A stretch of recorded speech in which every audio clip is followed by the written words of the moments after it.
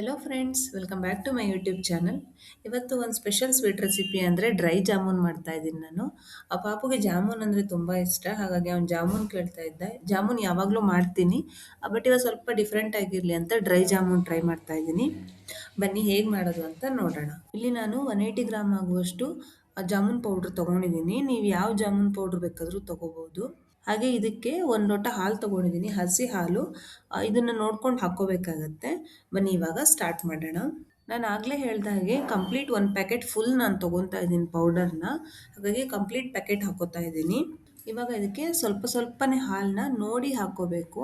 ಯಾಕಂದರೆ ಸ್ವಲ್ಪ ಹಾಲು ಜಾಸ್ತಿ ಆದರೂ ಹಿಟ್ಟು ಹದಕ್ಕೆ ಬರಲ್ಲ, ಆವಾಗ ಕಂಪ್ಲೀಟ್ ಜಾಮೂನೇ ಹಾಳಾಗುತ್ತೆ. ಹಾಗಾಗಿ ಸ್ವಲ್ಪ ಸ್ವಲ್ಪನೇ ಕಲಿಸ್ಕೊಂಡು ಹಾಕ್ಕೋಬೇಕಾಗತ್ತೆ. ಸ್ವಲ್ಪ ಸ್ಮೂತಾಗಿ ಬರೋ ಥರನೇ ಕಲಿಸ್ಕೋಬೇಕಾಗತ್ತೆ. ತುಂಬ ಗಟ್ಟಿನೂ ಅಲ್ಲ, ತುಂಬ ಸ್ಮೂತು ಅಲ್ಲ, ಒಂದು ಮೀಡಿಯಮ್ ಲೆವೆಲ್ಗೆ ಕಲಿಸ್ಕೋಬೇಕು.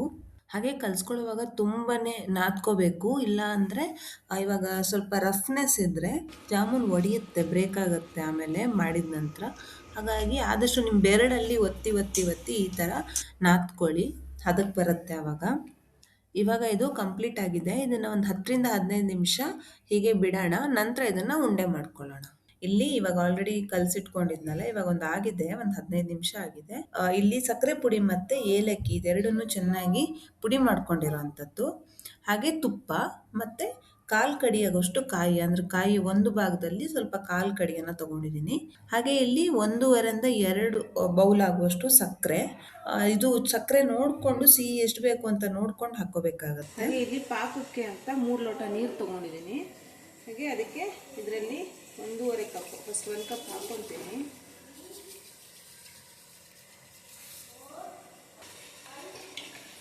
ಇದು ಕುದಿ ಬರೋದ್ರಲ್ಲಿ ಉಂಡೆ ಮಾಡ್ಕೊಂಬರೋಣ. ಹಾಗೆ ಇವಾಗ ಉಂಡೆ ಮಾಡ್ಕೊಳ್ಳೋಣ. ಮೊದಲು ಲೈಟಾಗಿ ಕೈಗೆ ತುಪ್ಪ ಹಚ್ಕೊಳ್ಳಿ, ಸ್ವಲ್ಪ ನಾದಕ್ಕೆ ಚೆನ್ನಾಗಿ ಬರುತ್ತೆ. ಹಾಗೆ ಇದನ್ನು ನೀಟಾಗಿ ಒತ್ತಿ ಒತ್ತಿ ಉಂಡೆ ಮಾಡ್ಕೋಬೇಕು, ಅವಾಗ ಒಡಿಯಲ್ಲ ಉಂಡೆ. ನೋಡಿ, ಇದೇ ರೀತಿ ಮಾಡ್ಕೊತಾ ಹೋಗೋಣ. ನೋಡಿ, ಇಷ್ಟು ಸ್ಮೂತಾಗಿ ಬರುತ್ತೆ. ಹಾಗೆ ಎಲ್ಲದನ್ನು ಕಂಪ್ಲೀಟಾಗಿ ಉಂಡೆ ಮಾಡ್ಕೊಳ್ಳೋಣ. ಈ ಉಂಡೆ ಮಾಡ್ಕೊತಾ ಇದ್ದೆ, ಆವಾಗ ನನ್ನ ಮಗ ಕಾಯ್ತಾ ಇದ್ದ ಜಾಮೂನ್ಗೆ ಅಂತ, ಬಂದು ನೋಡ್ಕೊಂಡು ಹೋಗ್ತಾ ಇದ್ದ. ಎಂತ ಬೇಕು ಪಾಪುಗೆ? ಜಾಮೂನ್ ಕೊಡಲ್ಲ. ಏನ್ ಬೇಕು ಹೇಳು? ಜಾಮೂನ್ ಬೇಕು? ಕೊಡಲ್ಲ. ಕೊಡ್ತೀನಿ, ಮಾಡೋಣ, ಜಾಮೂನ್ ಮಾಡೋಣ. 5 ಮಿನಿಟ್ಸ್ ಅಲ್ಲಿ ಜಾಮೂನ್ ರೆಡಿ. ಒಂದು ಹಾಯ್ ಮಾಡಿ. ಜಾಮೂನ್ ಬೇಕು? ಒಂದು ಹಾಯ್ ಮಾಡಿ. ಹಾಯ್. ಒಂದು ಹೈ ಫೈ. ಐಶಾ ಏ ಅಪ್ಪಂಗೆ ಅಪ್ಪ ಹೈ ಫೈ. ಹೈ. ಜಾಮೂನ್ ಉಂಡೆ ಕಂಪ್ಲೀಟಾಗಿ ರೆಡಿಯಾಗಿದೆ. ಅಷ್ಟರಲ್ಲಿ ನೀರು ಇಟ್ಕೊಂಡಿದ್ದು ಇವಾಗ ನೋಡಿ ಕುದೀತಾ ಇದೆ. ಇವಾಗ ನಾನಿಲ್ಲಿ ಏಲಕ್ಕಿ ಪುಡಿ ಮಾಡ್ಕೊಂಡಿದ್ದಲ್ಲ ಸಕ್ಕರೆ ಜೊತೆ, ಅದನ್ನು ಗಾಳಿಸಿಟ್ಕೊಂಡಿದ್ದೀನಿ. ಅದನ್ನು ಇದಕ್ಕೆ ಹಾಕ್ತಾ ಇದ್ದೀನಿ. ಕೆಲವರು ಇದಕ್ಕೆ ಲೆಮನ್ ಹಾಕ್ತಾರೆ, ಲಿಂಬೆಹಣ್ಣು. ನಾನು ಹಾಕ್ತಾ ಇಲ್ಲ ಇದಕ್ಕೆ.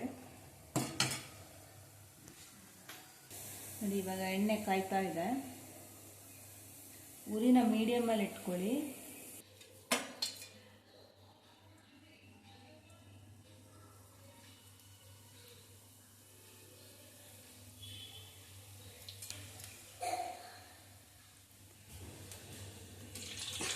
ಸ್ವಲ್ಪ ಕಂದು ಬಣ್ಣಕ್ಕೆ ಬಂದ ತಕ್ಷಣ ತೆಗಿಬೇಕು ಇದನ್ನು.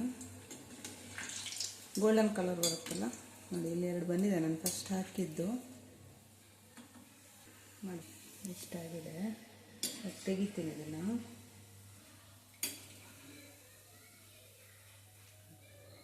ಎಣ್ಣೆ ಇಳಿಸ್ಕೊಳ್ಳೋಣ ಫಸ್ಟು. ಇದನ್ನು ಇವಾಗಲೇ ಸಕ್ಕರೆ ಪಾಕಕ್ಕೆ ಹಾಕ್ಕೋಬೇಡಿ, ಒಂದು ಪ್ಲೇಟಲ್ಲಿ ತೆಗೆದಿಟ್ಕೊಳ್ಳಿ. ಸ್ವಲ್ಪ ತಣ್ಣಗಾದ್ಮೇಲೆ ಸಕ್ಕರೆ ಪಾಕಕ್ಕೆ ಹಾಕ್ಕೋಬೇಕು. ಇವಾಗ ಉಳಿದಿರೋದನ್ನು ಹಾಕಿ ಕಂಪ್ಲೀಟಾಗಿ ಎಲ್ಲದನ್ನು ಹುರ್ಕೊಳ್ಳೋಣ. ನೋಡಿ, ಇವಾಗ ಆಗಿದೆ, ಈ ಥರ ಆಗಿದೆ ನೋಡಿ. ಇದು ಅತಿಯಾಗಿ ಕಪ್ಪು ಆಗಿಲ್ಲ, ಗೋಲ್ಡನ್ ಕಲರಿಗೆ ಬಂದಿದೆ. ಇದನ್ನ ಇವಾಗ ನಾನು ಇಲ್ಲಿ ಸಕ್ಕರೆ ಪಾಕ ಮಾಡಿ ಇಟ್ಕೊಂಡಿದ್ನಲ್ಲ, ಇದಕ್ಕೆ ಹಾಕ್ಕೊತೀನಿ.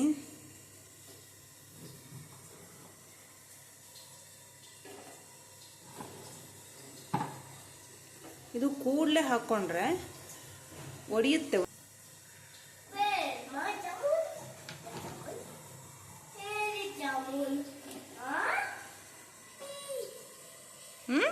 ಏನು ಬೇಕು?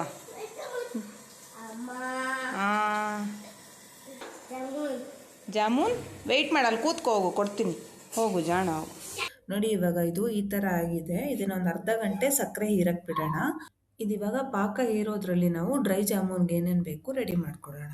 ಈ ಕಾಯಿನ ಸ್ವಲ್ಪ ಲೋ ಫ್ಲೇಮಲ್ಲಿ ಸ್ವಲ್ಪ ಡ್ರೈ ಆಗಕ್ಕೆ ಬಿಡೋಣ. ನೀವು ಕೊಬ್ಬರಿ ತೊಗೊಂಡ್ರೆ ಡೈರೆಕ್ಟಾಗಿ ಕೊಬ್ಬರಿ ಪುಡಿನ ಹಾಕೊಳ್ಳಿ. ಇದನ್ನೊಂದು ಕಾಯಿ ತೊಗೊಂಡಿದ್ದೀನಿ, ಹಾಗಾಗಿ ಇದನ್ನು ಸ್ವಲ್ಪ ಡ್ರೈ ಆಗಕ್ಕೆ ಬಿಡೋಣ. ಒಂದು 3-4 ನಿಮಿಷ ಲೋ ಫ್ಲೇಮಲ್ಲಿ ಈ ಥರ ಬಿಸಿ ಮಾಡಿಕೊಂಡ್ರೆ ಸಾಕಾಗುತ್ತೆ, ಡ್ರೈ ಆಗುತ್ತೆ. ಇವಾಗ ಆಗಿದೆ ಇದು. ಇದನ್ನು ತಣ್ಣಗಾಗಕ್ಕೆ ಬಿಡೋಣ.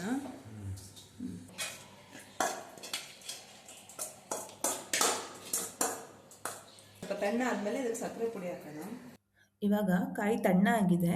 ಇವಾಗ ನಾನು ಇದಕ್ಕೆ ಸಕ್ಕರೆ ಪುಡಿನ ಮಿಕ್ಸ್ ಮಾಡ್ತೀನಿ. ಸ್ವಲ್ಪ ಬಿಸಿ ಇದ್ದಾಗ ಮಿಕ್ಸ್ ಮಾಡಿದ್ರೆ ಏನಾಗುತ್ತೆ, ಸ್ವಲ್ಪ ನೀರು ಬಿಡುತ್ತೆ. ಅದು ಸಕ್ಕರೆ ಪುಡಿ ಅಲ್ವಾ, ನೀರು ಬಿಡುತ್ತೆ. ಹಾಗಾಗಿ ಕಂಪ್ಲೀಟ್ ತಣ್ಣ ಆದಮೇಲೆ ಮಿಕ್ಸ್ ಮಾಡ್ಕೋಬೇಕು. ನೋಡಿ ಇವಾಗ ಇದು ರೆಡಿ ಆಗಿದೆ. ಇವಾಗ ಇದಕ್ಕೆ ಜಾಮೂನನ್ನ ಹಾಕೋಣ. ಇವಾಗ ಸಾಕಷ್ಟು ಸಕ್ಕರೆ ಪಾಕ ಹೀರ್ಕೊಂಡಿದೆ, ಹಾಗಾಗಿ ಇದನ್ನು ನಾನು ಸಕ್ಕರೆ ಪಾಕದಿಂದ ತೆಗೆದಿಟ್ಕೋತಾ ಇದ್ದೀನಿ. ಮತ್ತು ಇವಾಗ ಸ್ಟಾರ್ಟ್ ಮಾಡೋಣ. ಜೊತೆಗೆ ಏನಂದರೆ ನಾನು ಒಂದು ಬೌಲಲ್ಲಿ ಸಕ್ಕರೆ ಪಾಕ ಮಾತ್ರ ಸ್ವಲ್ಪ ಇಟ್ಕೊಂಡಿದ್ದೀನಿ. ಯಾಕಂದರೆ ಅದನ್ನು ಕಾಯಿ ಜೊತೆ ಮಿಕ್ಸ್ ಮಾಡೋವಾಗ ಲೈಟಾಗಿ ಸಕ್ಕರೆ ಪಾಕದಲ್ಲಿ ಅದ್ದಿ ಮತ್ತು ಅದನ್ನು ಮಿಕ್ಸ್ ಮಾಡ್ತೀನಿ. ನೋಡಿ ಹೀಗೆ ಒಂದೊಂದಾಗಿ ಸಕ್ಕರೆ ಪಾಕದಲ್ಲಿ ಲೈಟಾಗಿ ಅದ್ಬಿಟ್ಟು ನಂತರ ಕಾಯಿಯಲ್ಲಿ ಈ ರೀತಿ ಹೊರಳಾಡಿಸ್ಬೇಕು. ಹಾಗೆ ಪಾಪು ಜಾಮೂನಿಗೆ ಕಾಯ್ತಾ ಇದ್ದ ಅಲ್ವಾ, ಹಾಗಾಗಿ ಆಗಿದ ತಕ್ಷಣ ಅವನಿಗೆ ಫಸ್ಟ್ ಕೊಡೋಣ ಅಂತ ಹಾಕೊಂಡು ತೊಗೊಂಡೋದೆ. ನೋಡಿ ಫುಲ್ ಖುಷಿ ಆಗ್ಬಿಟ್ಟ ಅವನು ಕೊಟ್ಟ ತಕ್ಷಣ. ಹಾಂ ತಿನ್ನು.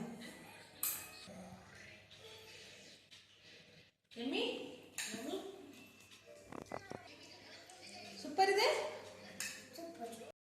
ನೋಡಿ ಇವಾಗ ಒಂದು ಬಾಕ್ಸಲ್ಲಿ ಹಾಕಿಟ್ಟಿದ್ದೀನಿ. ಇದನ್ನು ಫ್ರಿಜ್ಜಲ್ಲಿ ಇಡ್ತೀನಿ ನಾನು, ಯಾಕಂದರೆ ಕಾಯಿ ಹಾಕಿದ್ದೀವಲ್ಲ ಹಳಿಸುತ್ತೆ, ಅದು ಹೊರಗಡೆ ಇಟ್ಟರೆ ಹಾಳಾಗುತ್ತೆ ಅಂತ ನಾನು ಫ್ರಿಜ್ಜಲ್ಲಿ ಇಡ್ತೀನಿ.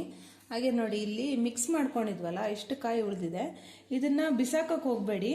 ಇದರಲ್ಲೇ ಕೊಬ್ಬರಿ ಮಿಠಾಯಿನೂ ಮಾಡ್ಕೋಬೋದು. ನಾನು ಲಿಂಕ್ ಕೊಟ್ಟಿರ್ತೀನಿ ಮೇಲ್ಗಡೆ. ಆಲ್ರೆಡಿ ಕೊಬ್ಬರಿ ಮಿಠಾಯಿ ವಿಡಿಯೋ ಮಾಡಿದ್ದಿದೆ, ಅದರ ಲಿಂಕ್ ಕೊಟ್ಟಿರ್ತೀನಿ ಡಿಸ್ಕ್ರಿಪ್ಷನಲ್ಲಿ, ಚೆಕ್ ಮಾಡ್ಕೊಳ್ಳಿ. ಹಾಗಾಗಿ ಇದನ್ನು ಬಿಸಾಕಕ್ಕೆ ಹೋಗಬೇಡಿ, ಅದಕ್ಕೆ ಯೂಸ್ ಮಾಡ್ಕೊಳ್ಳಿ. ಫೈನಲ್ ಆಗಿ ಫಸ್ಟ್ ಟೈಮ್ ಟ್ರೈ ಮಾಡಿ ತುಂಬ ಚೆನ್ನಾಗೇ ಬಂತು. ಹಾಗಾಗಿ ನೀವು ಇದನ್ನು ಟ್ರೈ ಮಾಡಿ ನೋಡಿ. ಈ ಥರ ಕಾಣಿಸ್ತದೆ ಫೈನಲ್ ಆಗಿ. ನಿಮಗೆ ಈ ವಿಡಿಯೋ ಇಷ್ಟ ಆಗಿದೆ ಅನ್ಕೋತೀನಿ. ದಯವಿಟ್ಟು ಲೈಕ್ ಮಾಡಿ, ಶೇರ್ ಮಾಡಿ. ಹಾಗೆ ನೀವು ಫಸ್ಟ್ ಟೈಮ್ ನಮ್ಮ ಚಾನಲ್ ನೋಡೋರಾಗಿದ್ದರೆ ದಯವಿಟ್ಟು ಸಬ್ಸ್ಕ್ರೈಬ್ ಮಾಡ್ಕೊಳ್ಳಿ. ಮತ್ತೆ ನೆಕ್ಸ್ಟ್ ವಿಡಿಯೋಲಿ ಸಿಗೋಣ. ಅಲ್ಲಿವರೆಗೂ ಟೇಕ್ ಕೇರ್, ಬೈ ಬಾಯ್.